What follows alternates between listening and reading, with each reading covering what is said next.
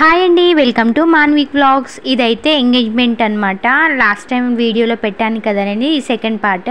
ఇంకా అంతా అయిపోయిన తర్వాత పంతులు గారు అయితే లగ్న పత్రిక అయితే రాసేసారనమాట. డేట్ ఎప్పుడు ఏంటి అనేది ఫిక్స్ చేసేసారు. మొత్తం ఫిక్స్ చేసిన తర్వాత మాకు కూడా ఇద్దరికి పూలు పండ్లు పెట్టేశాక పెద్దలందరూ కూర్చొని మాట్లాడుకున్నారనమాట.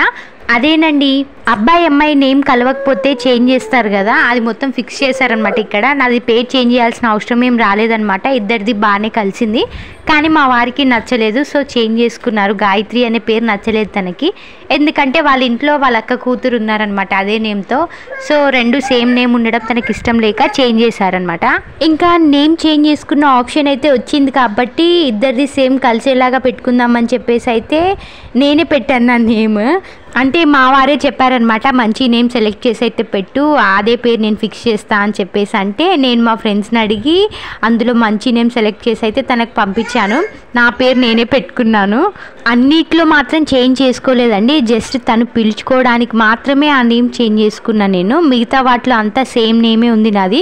ఎందుకంటే మన సర్టిఫికేట్స్లో అన్నిట్లో సేమ్ నేమ్ ఉంటుంది, చేంజ్ చేసుకుంటే ప్రాబ్లం అవుతుంది కదా. సో నేనేం చేంజ్ చేసుకోలేదన్నమాట. మా వారే వేరే నేమ్తో పిలుస్తారు. ఇంకా ఉంగరాలు అవన్నీ చేంజ్ చేసుకోవడం, పూలదండలు మార్చుకోవడం అన్నీ అయిపోయిన తర్వాత అయితే ఇలా కేక్ కటింగ్ అయితే జరిగింది. ఇదంతా అన్నయ్య చేశారనమాట. అరేంజ్ మ్యారేజ్ కదా, ఇందులో ఏం జరిగి ఉంటుందిలే అని అనుకుండొచ్చు, కానీ లవ్ మ్యారేజ్ కన్నా ఎక్కువే జరిగింది ఇందులో. యుద్ధాలు కొన్ని పెద్ద పెద్దవి ఏం కాదు, చిన్న చిన్నవి. అవన్నీ జరిగాకే ఇక్కడ దాకా వచ్చాయన్నమాట. ఇంకా నెక్స్ట్ వీడియోలో అయితే మా ఫ్యామిలీ మెంబర్స్ని అయితే పరిచయం చేస్తాను మీకు కూడాను.